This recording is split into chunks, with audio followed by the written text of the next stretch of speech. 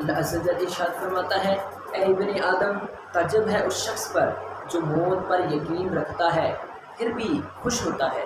تعجب ہے اس شخص پر جو حساب و کتاب پر یقین رکھتا ہے پھر بھی مال جمع کرنے میں مصروف ہے، اور تعجب ہے اس شخص پر جو قبر پر یقین رکھنے کے باوجود ہنستا ہے، تعجب ہے اس پر جسے آخرت پر یقین ہے پھر بھی سکون ہے، تعجب ہے اس پر جو دنیا کی حقیقت کو جانتا ہے اور اس کے زوال پر یقین بھی رکھتا ہے پھر بھی اس سے مطمئن ہے، تعجب ہے اس شخص پر جو گفتگو تو عالموں جیسی کرتا ہے لیکن اس کا دل جاہلوں جیسا ہے، تعجب ہے اس شخص پر جو پانی کے ذریعے ظاہری اعضاء کی پاکی تو حاصل کر لیتا ہے مگر اس کے دل گناہوں کی گندگی سے آلودہ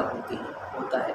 تعجب ہے اس شخص پر جو لوگوں کے عیوب تلاش کرنے میں مصروف رہتا ہے لیکن اپنے عیوب سے غافل ہے، تعجب ہے اس شخص پر جو جانتا ہے کہ اللہ عز و جل میرے عمل سے باخبر ہے پھر بھی اس کی نافرمانی بھی کرتا ہے، تعجب ہے اس پر جو جانتا ہے کہ اسے اکیلے مرنا ہے، اکیلے قبر میں داخل ہونا ہے، اکیلے ہی حساب دینا ہے پھر بھی لوگوں سے انسویت رکھتا ہے۔